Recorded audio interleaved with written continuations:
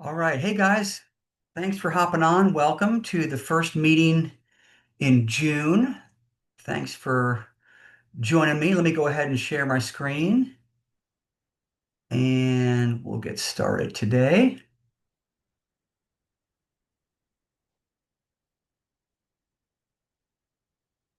Awesome. All right. So let's just jump into it. So first and foremost, congratulations to the top producers of May. So Summer Edwards, Liz Garza, Mary Anters. So Summer is out of East Texas. Liz is in DFW, and Mary is actually in El Paso.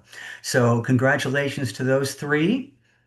Um, and just a couple of things before we get into the meat of the meeting. We'll have Stephen on shortly. He hasn't hopped on yet, but we'll have Stephen do a lender update shortly. But I wanted to let you know that on our website, whiterocktexas.net, the one that is for us internally, I've changed the tab that used to say business building to on-demand training because that's in essence what it is. If you were looking for business building, because I do reference that quite a bit, the tab has been changed to on-demand training. Um, and then thanks to everyone for the past 3 weeks that have been responding to my Thoughtful Thursdays. So I sent out the topic today a little bit earlier. It's just really geared to spark some thought. I think that even if we weren't a virtual office, it's always difficult to bring together and kind of synthesize all the knowledge that all of us has in some kind of structured way. And so I figured I would start Thoughtful Thursdays in an effort to have everyone kind of learn from each other. So I appreciate all that. And this is probably the only time in office etiquette where it's okay to hit reply all, because that's the whole point. I want you all to learn from each other. So I see Stephen's hopped on. So Stephen, I'll go ahead and give you the floor if you want to take a couple of minutes and give us a lender update. Sure. Hey, I first want to remind everybody of our event that's coming up. Guild is having some of their top executives next week. You guys, a lot of people have asked us to let you know when the next Zoom opportunity would be. We had one in Fort Worth last fall, and this turned out really, really, really great. We've got, I think, I think I said up to 1,000 spots available because we're doing this over the whole central region that my boss reports into and oversees. But these folks are coming in. We got one lady that used to be on Freddie Mac executive board that now works for Guild, handles a lot of the um, community programs that are out there helping all of us with a lot of the down payment assistance. David is oversees our capital markets and used to be one of the top executives of Fannie Mae and now works for Guild. We're very well known in Washington, D.C. Is very up to date on the market. And I encourage you to take some time and be on that Zoom call. Since we're preferred partners with each other, we're just trying to provide you guys with resources that actually provide some value, some time that are not going to cost you anything but your time. And we would really love to see if we had a decent turnout. So regardless of, we're all remote, so we can. This is why it's been designed, is to reach out to those that are on a remote basis. So if my email wasn't clear on the time or the registration link, please reach out to me and let me know. Um, and the market's kind of been hovering where it's at. It'll go up, it'll go down. I'm starting to get a lot of calls on a lot of refinances that we may have done a couple years ago, because there are some people that are upgrading. But as terms of products, we really haven't seen a lot of changes except with Fannie Mae. They pulled out on some of their down payment assistant programs. But historically, I've always come to you guys using a lot of FHA products for that reason. They're more consistent and they're a lot more forgiving. what you need to remember about these particular loans are that they're regulated by the state and some third-party companies. But on the FHA side, they've been really aggressive. And, they're still allowing programs up to 55% debt ratio. That's needed a lot of times when the spouse can't be on the loan. So there's some very creative ways to do that. But no, it's been going great. Kimberly's full blown into processing your loans. So you guys, like I said, one of the benefits that I really pushed was to start doing enough units to where I could make Kimberly a full blown processor so that you guys can be spoiled rotten, knowing that not only do you have me as the originator, but you have someone in the office that handles it from start to finish through the closing department. We're not having to have you guys deal with 5,000 different people.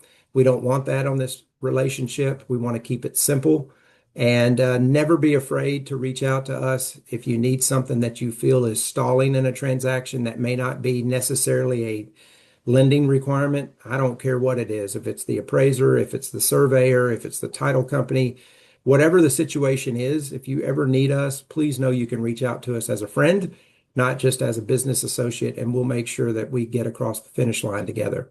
So, really, Brad, that's all I had. I just really Okay. hope that we can get some participation next week at the event, and I'd love to see a lot of people there.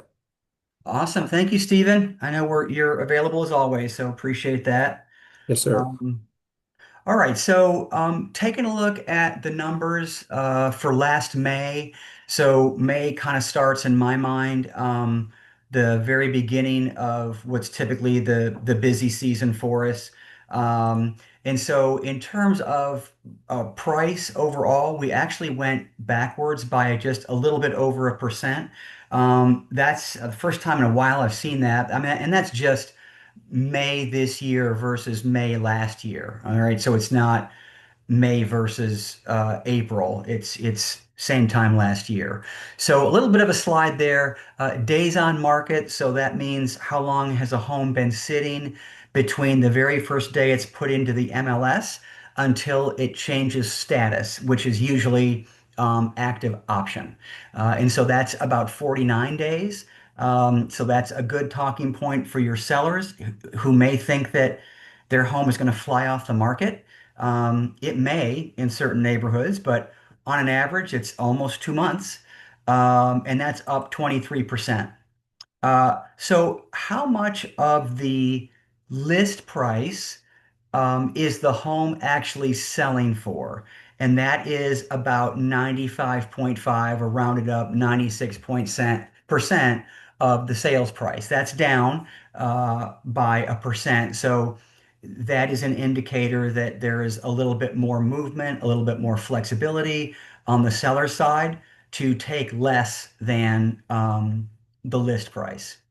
So month supply, a balanced market is about 6 months. And what this means is that the MLS tracks the pace at which homes are selling.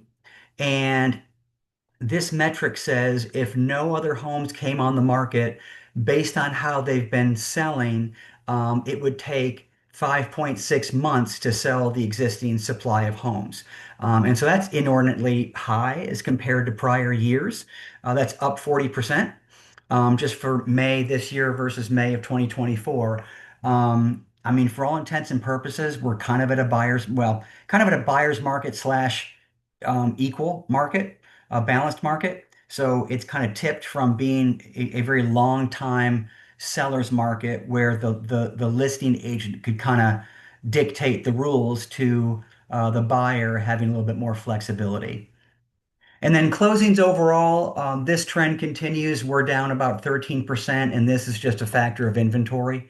So, our office, we did 23 closings this year versus 26 last year. So, not an appreciable, difference, I suppose.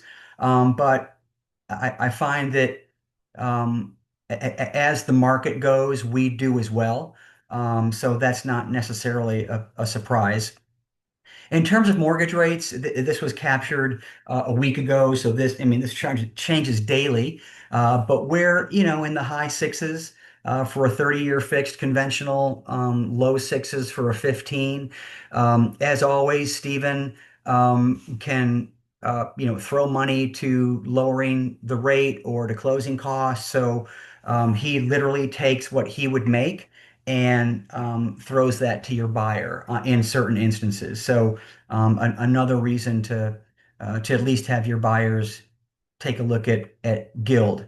That's kind of what the interest rates are doing.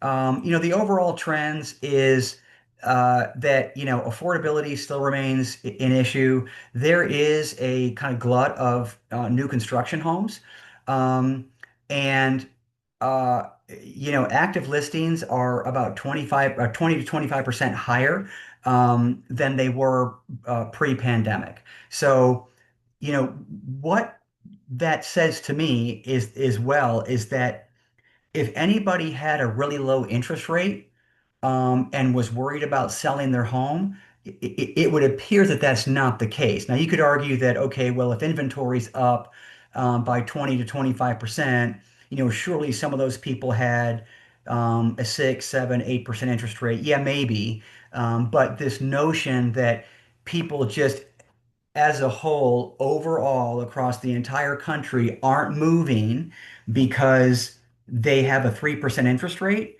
I just don't think holds water. If that were the case, inventory wouldn't be up as much as it is. Um, so, uh, a couple of articles I found in the news. The first one is actually about if I have a 3% mortgage rate, why would I move? So, I have the articles actually up.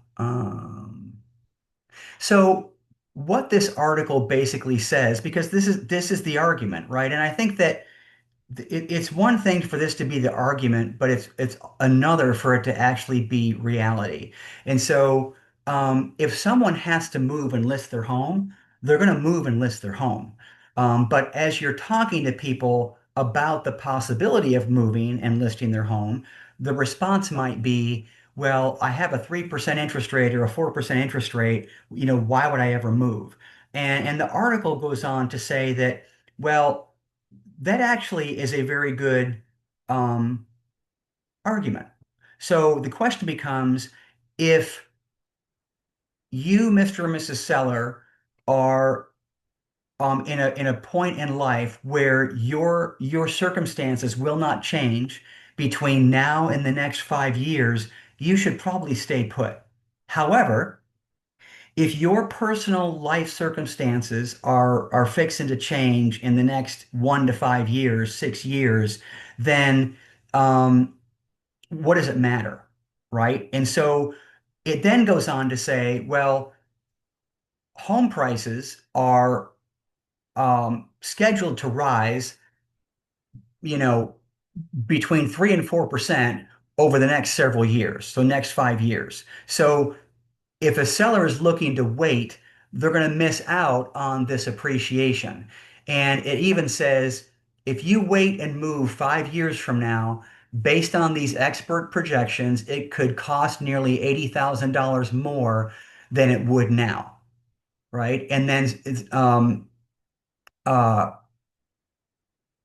similarly, there is hopefully an inverse relationship between mortgage rates coming down or at least softening and home values going up. So if someone has to sell their home, they're going to have to go buy a home somewhere else, right? And so this is just to say that, well, if you think that waiting is a good strategy, wherever you're going to buy is going to be, increasing by 3% every single year that you wait. But similarly, interest rates will be coming down. So if the only thing holding you back is that you're enjoying that 3% interest rate, um, you know, you might need to change your thinking. So the bottom line is that keeping that low mortgage rate is smart until it starts to hold you back, right? So again, if that seller is going to stay put for the long term, then yeah, they should stay there and hang on to that 3% rate. But if that's the only thing holding you back, then I think they need to rethink that strategy. All right. So that is one article on that common refrain that we've heard over and over and over again. The other I found is just a general forecast for the second half of 2025.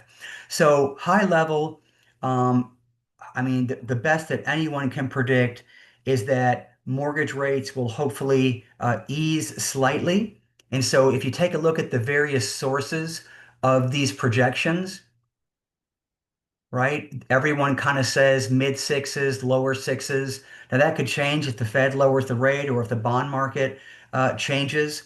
But I don't know if sitting here halfway through 2025, we could reasonably expect them to go to five. I don't think that's going to happen. But will they ease up? Uh, it's likely. Now, secondarily, inventory is going to continue to grow.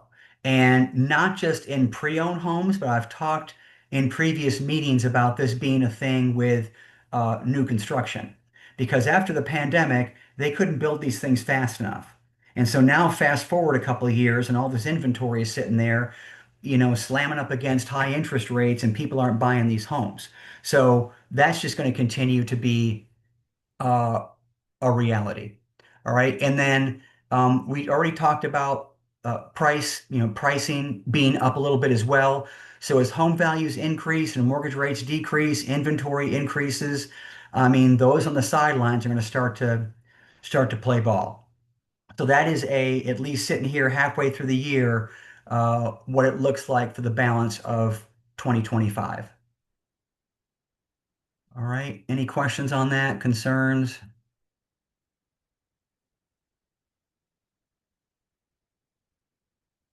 All right. Steven says this is what our class is about next week, so that's awesome. Um, all right. And so from Allegiance Title, we have the tip of the week. Actually, I'm going to stop sharing. I'm going to reshare because I got to give you sound. Hang on. Uh,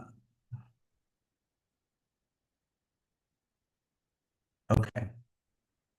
So Blair's tip of the week is on the paragraph 6 with regards to title objections. So when you get your title commitment back, if there are things that you don't like or want to object to, boundary issues, those types of things, you should be putting in X amount of days to object to that.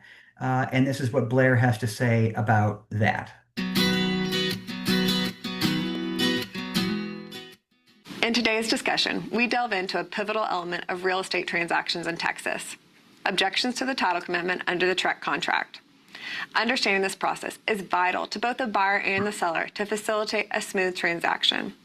Over the weekend, I received a call from a realtor inquiring about a specific exception in her buyer's title commitment. She was unsure about the title company's intention regarding the exception, so I advised her to object to it promptly, ensuring that she met the deadline, and allowing time for the title company to clarify its references. Her subsequent question pertained to the potential drawbacks of objecting to a title commitment. She definitely did not want to put her buyer in a bad position. To begin, it's important to comprehend what a title commitment entails. It is a preliminary report issued by a title company outlining the conditions for issuing a title insurance policy. This document details the property's title status, including any defects, exceptions, and encumbrances that could impact ownership, and what is insured under the title policy. Under the TREC contract, buyers are entitled to object to specific issues disclosed in the title commitment. Such objections might involve defects, exceptions, or encumbrances not covered by the standard exceptions listed in the contract in paragraph 6D. Please make sure that your clients understand that paragraph 60 lays out what they can and cannot object to. Objections must be submitted in writing, either within a designated time frame following receipt of the commitment and survey documents, or before closing, whichever is earlier. While the right to object is a crucial safeguard for buyers, it is accompanied by some minor potential drawbacks, which is what the realtor this past weekend was asking me about. When objections are raised, the seller is allotted a 15-day period to address them. If unresolved within this cure period, the buyer may, by notifying the seller within 5 days post-cure period, terminate the contract or waive the objections. Failure to terminate within these 5 days results in an automatic waiver of the objections. This cure period and subsequent notification time extends the closing date if necessary and delays the transaction beyond the original closing date. Beyond just a delay in closing, should the seller be unwilling or unable to rectify the objections, the buyer may opt to terminate the contract, incurring some potential losses in the time and expenses, such as buyer had already paid for the HOA documents or a new survey.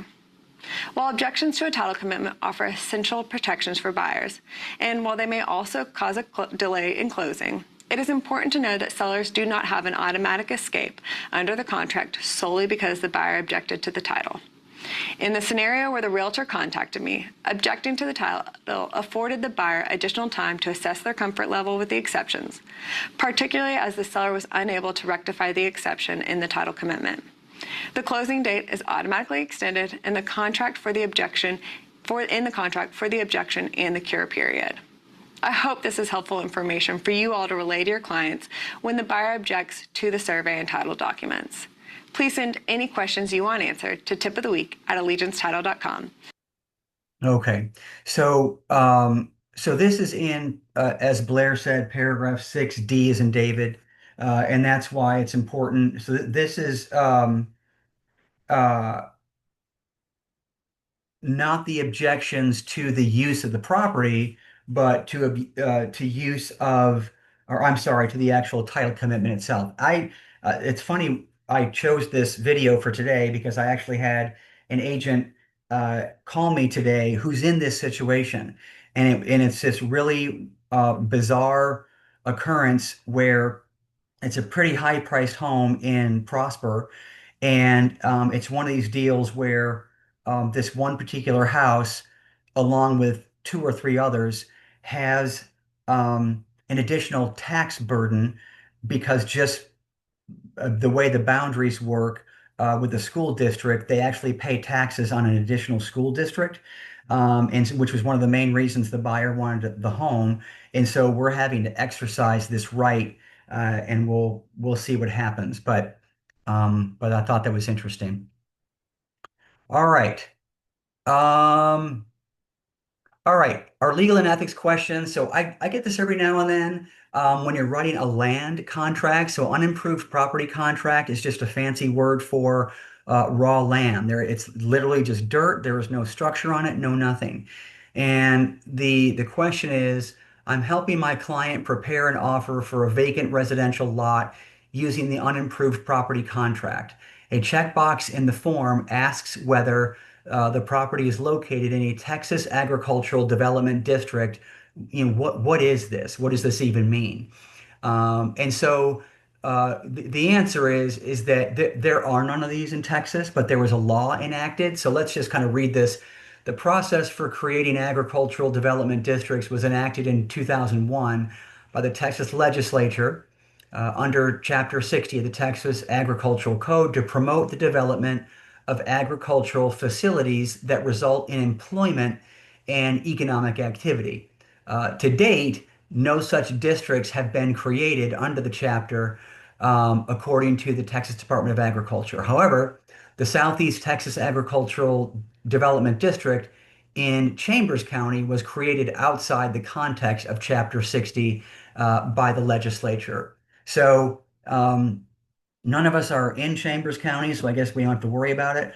But it's when you're doing a land contract, it's one of these boxes that you have to check or not check, and sometimes it's confusing what that all means. So if you forget this little bit today and you're doing a land contract, come to me. We'll work through it. All right. Um, our sales tip of the week is, it's graduation time. And if you know someone who is graduating, I mean, a parent is no more proud than on graduation day from either high school or college. And this can be a great way to connect. All right. So there are two things I wanted to review today as a training. And one are what we call subject to deals, and the other is wholesaling. I probably get one of these a month, and it's typically from an agent that has a listing, and they get this offer that sounds too good to be true. It's not on any of the Trek contracts, And the sender usually has to almost like oversell the deal because it's complicated to understand. And I think that they want to make sure that we as agents are presenting what it really is to the client. All right. And so the first one is what they call a subject to purchase. And what this basically is that a buyer will acquire a property through a deed transfer that is already subject to a mortgage. So let's talk about the difference between deed and title. Title in Texas in homeownership is not like title to your car, right? Ownership is transferred from seller to buyer through the deed. So in a subject to deal, ownership is actually being transferred. All right. However, to the new buyer. However, it's subject to a mortgage that exists on the home. Well, the new buyer will now then legally own the home, but the seller is still on the hook for paying the mortgage. All right. And so we'll get into why anybody would ever want to do that in a second. But this is a confusing transaction. All right. So the problem is that this looks and feels very much like an assumable mortgage, right? Where the seller has a mortgage and maybe a great mortgage rate, and the buyer can't get typical financing, so they assume that mortgage. The advantage to an assumable mortgage is that there's contracts that let the seller off the hook if the current buyer doesn't make the payments. A subject to deal does not. Okay. So the current buyer is only quote unquote gentleman's handshake agreeing to pay that seller's mortgage. So what could possibly go wrong? You're probably asking, right? Well, the temptation on behalf of the seller is that this property may have been inherited, owner is deceased, the heir lives out of state, they don't want anything to do with the home, and they just want to get rid of it. But there's a mortgage on it. The property itself may be difficult to sell. The owner, this is typically the case, is behind on their payments or in some kind of financial distress. Like they are looking for this knight in shining armor to come and save the financial well-being of the seller. The owner may be heading to foreclosure. All right, now, mind you, if this was any of us, you can imagine that there's a lot of shame and guilt that goes along with this situation. And so the temptation is there to avoid shame, guilt, and having to have a difficult conversation with a bank and all that. So it's far too common that this happens. Sometimes the new buyer slash new owner will allow the seller to remain in the property and have them pay rent to the new owner, right? So that's another way to get acquisition to a property. So here are the risks that you need to be able to explain to your seller. The seller is still legally obligated to pay that mortgage, all right? And you only have the buyer's word that it's going to get paid. Because think about what a real estate transaction is when a mortgage is involved. The home is the collateral to get the mortgage paid. And so now a seller is relinquishing that risk or that responsibility to somebody else that has nothing more than given their word, and maybe written it down on a piece of paper that is not worth the paper that's printed on to pay that note every month, right? So now, mind you, when deeds transfer, the mortgage company is usually made aware. And most mortgages have what they call a due on sale clause, which means that, oh, new owner? Well, okay. Well, then my mortgage is called in to be paid in full right now. So it's not uncommon for a bank to do that. Um, this whole process can seem predatory because usually the seller themselves are in distress, right? And so, and it's often difficult to fully explain the risks to a seller until it's too late. Seller ends up signing something they don't, understand. They thought that they were going to be free and clear out from underneath this mortgage, only to find out that, they might be paying rent to somebody, but they're also on the hook for paying that mortgage. And oh, by the way, none of what I'm describing is insurable with a title company. All right. So the new owner will not be able to get title insurance because of this structure. So, and the more obvious risk is, well, what if the buyer just stops making payments? Right. So the general flow of a subject to transaction is this. There's an agreement between the seller and usually the investor. So the buyer is usually an investor. The seller agrees to transfer ownership of the property to the investor while leaving the existing mortgage in place. They don't fully understand that though. Why? Because all they hear is, I'm going to give my property legally free and clear to somebody else, and they're going to make the payments, which on the surface sounds like a pretty good deal, especially if you're in financial distress. Well, the risk is, yeah, they're going to make the payments for you until they don't. So, but I don't think any sellers hear that part of it. There is a title transfer, right? So, and so there's a warranty deed or a quit claim deed to transfer ownership. But the mortgage stays in the seller's name.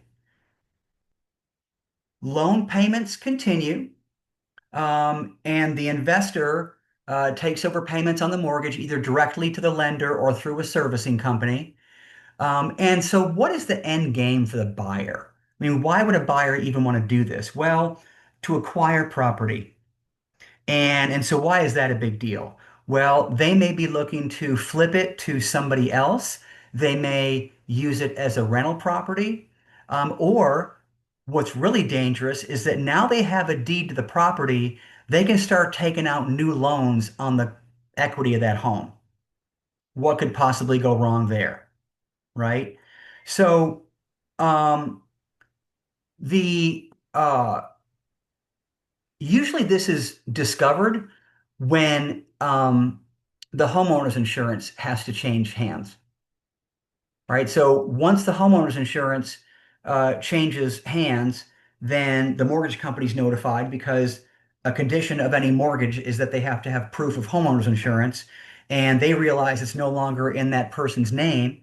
And they're looking at the mortgage saying, well, it is under this person's name, but the deed says it's under someone else's name. This needs to stop.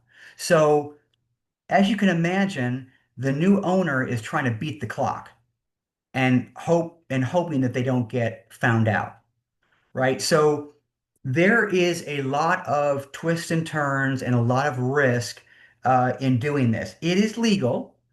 Um, don't need a real estate license to do this, but this is again another example of if we don't understand it, we can't communicate it to the seller, who will barely understand it. I mean, take a look at our Trek 1 to 4 contract. It's 11 pages long. When you send someone that document through e-sign, do you think that they're reading all 11 pages? Absolutely not. They don't know what they signed. So this is that on steroids. And the outcome could be horrific. And if you're the licensee, then this falls under what we owe the client under that acronym old car. R stands for reasonable care. If we didn't provide reasonable care in presenting these offers and seeing the offer through and really describing the risk, we're going to get sued. So that's why I'm bringing this up today because it seems like I get a ton of these. The other thing that we need to understand is wholesaling. So this is also Hey something you do Brett, not. Yes, go ahead. Sorry, um, just a quick question on that one. Yep. So, the seller in that situation, are they given any money up front because they might have equity in the home, right? And if they're just Yeah. having someone take over the payment, who's going to get the equity? So that is a Investor? very good question. I really didn't explain that well enough. Okay, The buyer is really they're buying the home. So they're okay, buying the home for whatever price is being offered. So okay, they're going to pay the list price or whatever they agree on. They get title to the home. The uh, owner gets their money, but the current owner now takes over payments for the mortgage. okay. So the hopes that since the investor have paid the money is that they will have the incentive to keep up the mortgage, I guess, right? Because they're kind of Correct. okay. Correct. I was just Now, wondering. why Okay, the owner wouldn't turn around and pay the mortgage, I don't know. But sure, again, it's because that a lot of times they're in financial distress and all they want is some quick cash and they can just get out. gotcha. Yeah. Okay. Thank you. Yep. Yep. All right. So wholesaling is slightly different, but equally as difficult to explain. So how does this work? Well, an investor usually is on the hunt for all these deals. So all these spam calls that we get all the time from, I'm looking or text, I've gotten probably 10 of them today. Are you sure you don't have any properties off market that you want to sell me? And so these are all typically from investors slash wholesalers. And they are looking for undervalued property that are ripe to sell quickly. Distressed, again, same criteria as the subject to deals. Maybe it's an inheritance, whatever. I've literally seen agents in our own office list their own homes and sell it to a wholesaler and accept half of the already rock bottom price that it was on the market for. So who knows what motivates a seller to enter into these deals, um, other than the fear that it's never going to sell. And that's just not the case. As you and I know, there's a buyer for every property. All right. Um, they secure the property under contract, and usually, actually, it's a Trek contract. They let us do it, and they don't. I mean, some of them are their own, but not many. They will use the Trek contract, and they will agree to a closing date as you normally would. However, this is where it takes a left turn.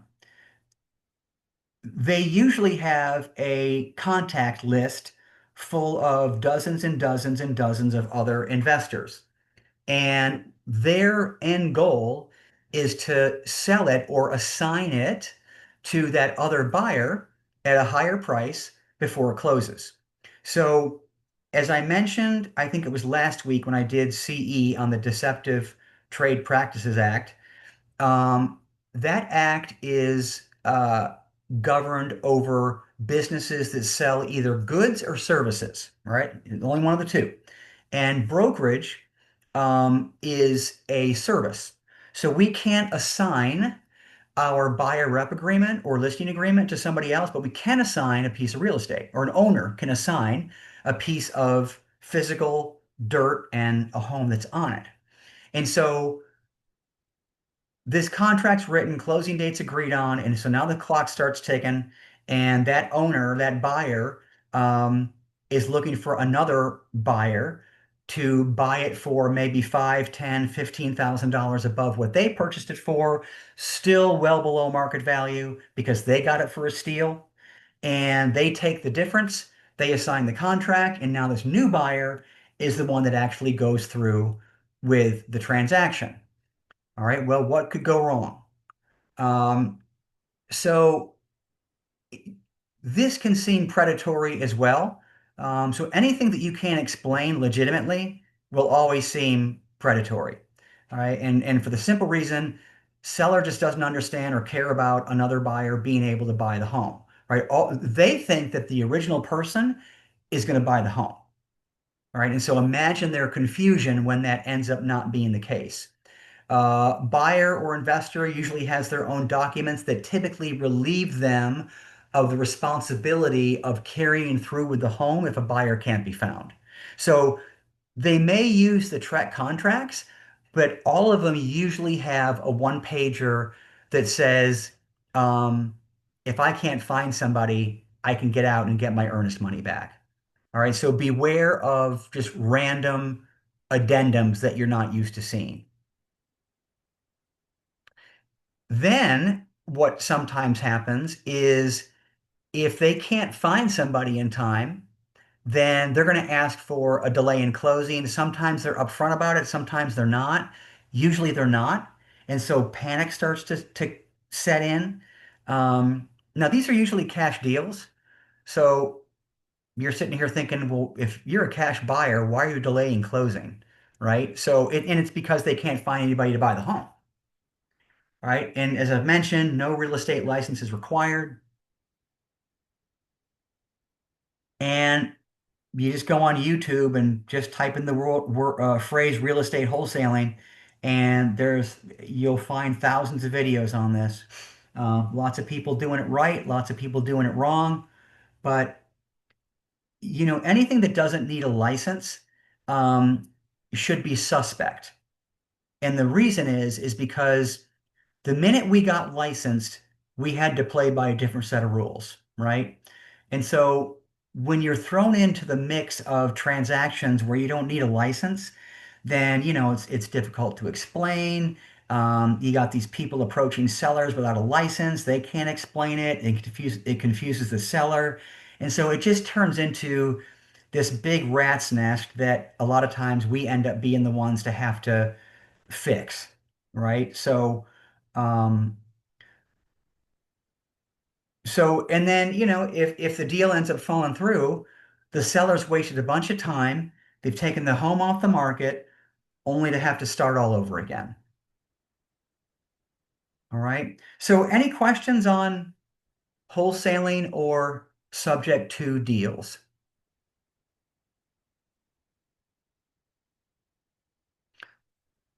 I mean, nothing wrong with either one of them. If you work in this arena all the time and, can explain it and the seller understands the risks, but I find that usually that's not the case.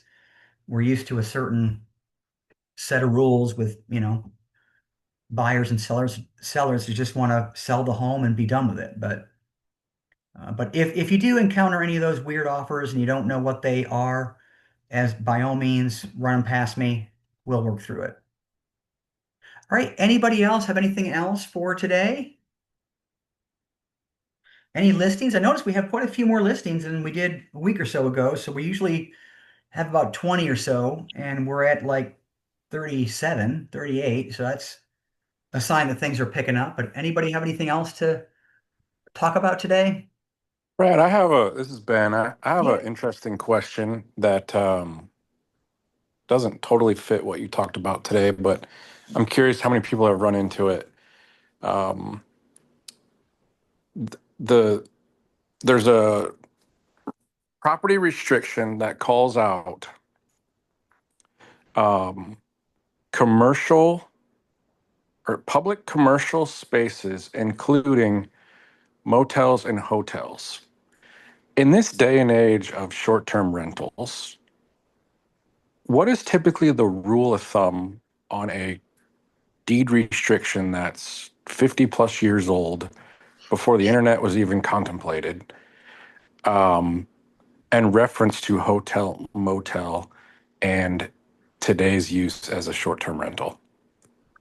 Well, I think that it's becoming more in the news about that, and it's almost city by city determining what local laws apply to short-term rentals. So far, the deed restriction you're talking about has not impacted short-term rentals because they are someone's actual um, homestead, theoretically.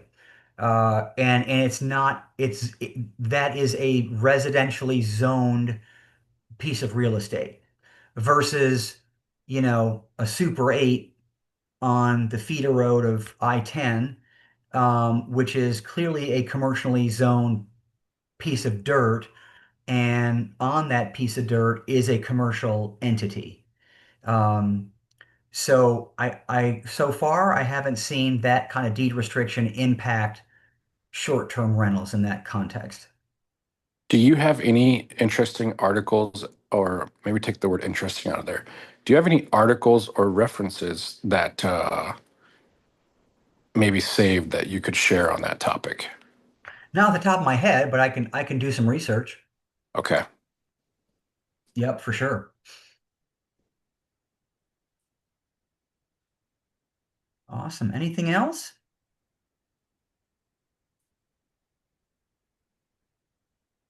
All right. Well, I appreciate your time. And we will see you all back here next Thursday at 1. You guys have a great rest of the week and go get them. Take care.